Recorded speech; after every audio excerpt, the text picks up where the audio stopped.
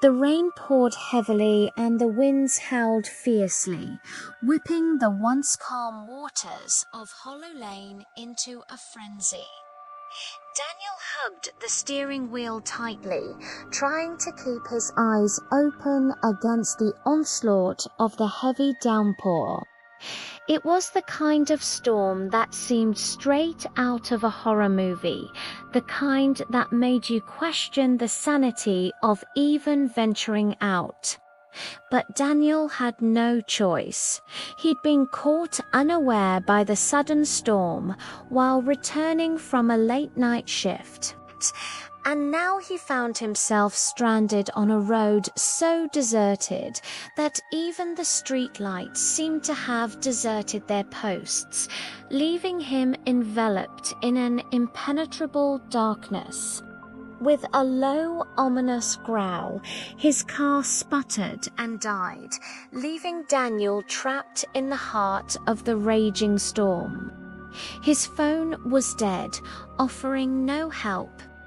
Its battery drained due to the incessant calls from his worried wife, who he had failed to inform about his late working hours. Now he was alone, his only company, the drumming rain and the whispering wind. In the distance, he thought he saw a light flickering through the darkness, a beacon of hope in the vast expanse of his despair. As he stumbled towards it, the light grew brighter, revealing itself to be a solitary lantern hanging precariously above the entrance of what looked like an old wooden house.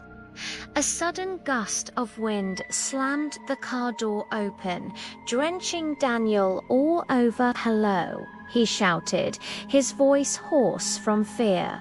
"Is anyone there?" But his call was swallowed by the howling wind. He didn't wait long. As the storm raged outside, Daniel pounded on the weathered wooden door, each knock echoing ominously inside the large hall. Just as his hopes began to dwindle, the door swung open with a deafening creak. Daniel stared in disbelief. The door had opened by itself. The wind couldn't have done it. There was no doorknob or handle to turn. He hesitated, his heart pounding against his ribs like a frantic bird. The faint light from inside flickered, dancing in his wide, terrified eyes. Cautiously, he stepped inside.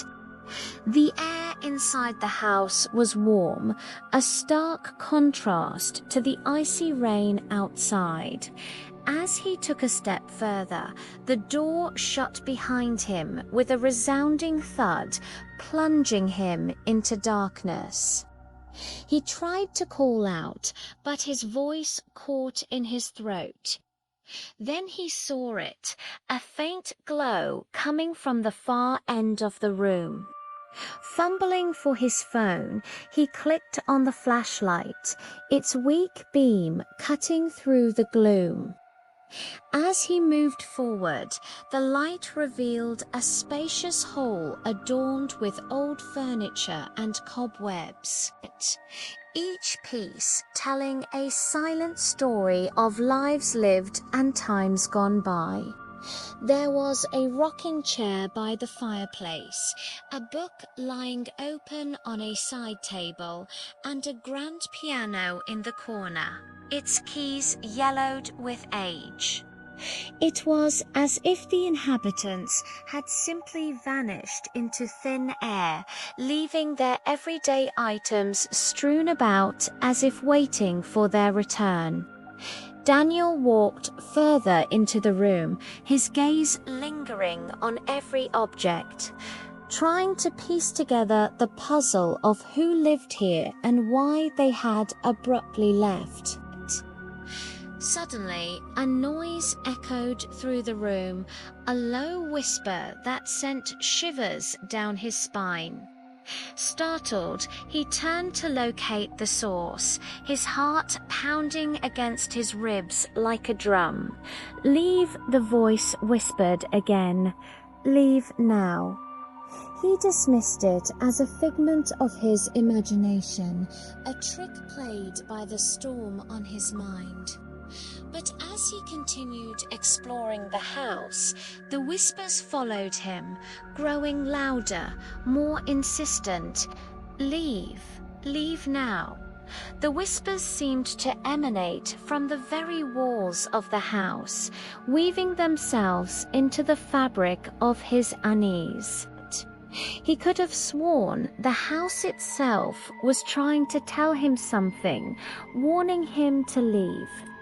Drawn by an invisible force, Daniel found himself walking into the hallway. The hallway was dimly lit, the faint glow from outside filtering in through grimy windows. The walls were adorned with numerous portraits, some faded with age, others still remarkably vivid. They were a mix of landscapes, still lifes and portraits of people, their eyes seeming to stare back at him with an eerie intensity. He paused before a full-length mirror, noticing his own reflection, drenched and haggard. A stark contrast to the genteel surroundings. Then he saw it, a slight movement in his peripheral vision. One of the paintings had changed. In the one where he saw it, the subject's eyes seemed to gleam with an unnatural light, and a cruel smile had replaced the gentle curve on his lips. Daniel blinked, unsure if he was imagining things. As he turned away, another voice cut through the silence, low and guttural. "You are not welcome here." Daniel spun around to find the source of the voice, his heart pounding in his chest.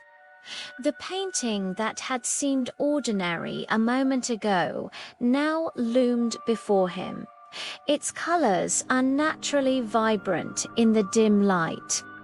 The subject, a stern-looking man with hollow eyes, seemed to be staring directly at him, his painted lips curling into a menacing sneer.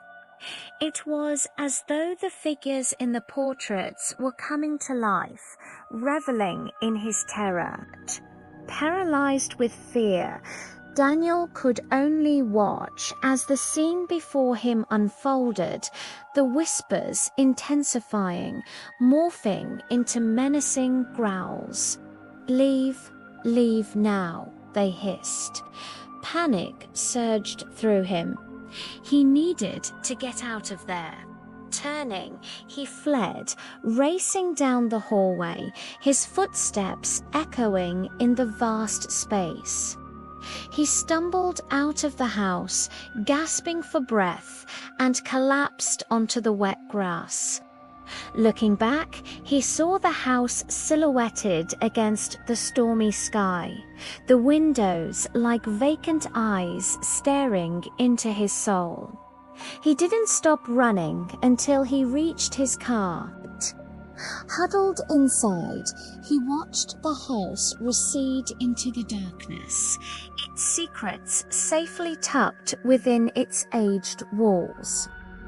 As the storm began to subside, the first rays of sunlight peeked through the clouds, casting an ethereal glow over Hollow Lane.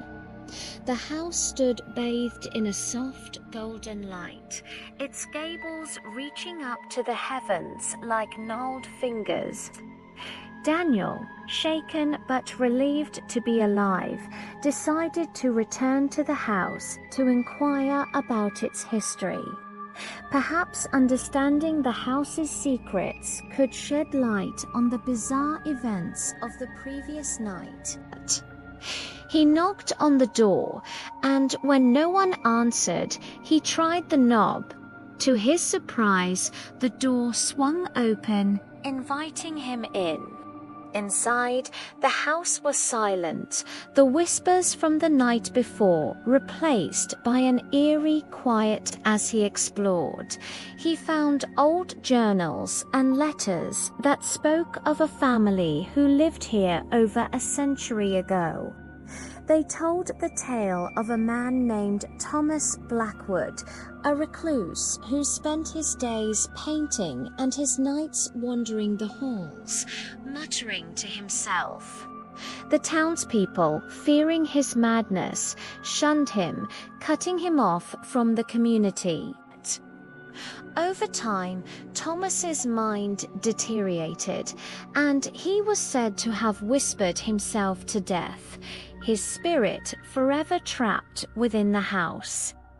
Daniel's blood ran cold. Could this be the ghost that had tormented him the night before? The idea both terrified him and fascinated him. He delved deeper into the house's history, uncovering tales of tragedy and despair that had unfolded within those four walls. He learned of a fire that had ravaged the house, claiming the lives of a young couple who had dared to move in after Thomas's passing. And then there was the story of the artist, forever immortalized in his portrait, his hollow eyes staring blankly ahead, forever seeking solace in a world that had long forgotten him. As Daniel pieced together the fragmented stories, he felt a profound sense of sadness for the souls that had suffered and died here. The house, once a symbol of fear and torment, now represented a tale of human resilience and the haunting echoes of their existence. The experience shook him to his core, leaving him with a newfound appreciation for the power of the past and the importance of cherishing the present. With a heavy heart, he closed the final page, the journal's wisdom resonating within him. He realized that sometimes the scariest monsters are the ones we create in our minds, born from fear and loneliness. As the sun dipped below the horizon, casting long shadows across Hollow Lane, Daniel made his way back to his car. He had come seeking answers, and in a strange twist of fate, he found them, not in the cryptic whispers of the house, but in the silent stories etched into its very being. The house on Hollow Lane stood bathed in twilight, its secrets no longer hidden, its whispers now carrying a tale of tragedy and remembrance.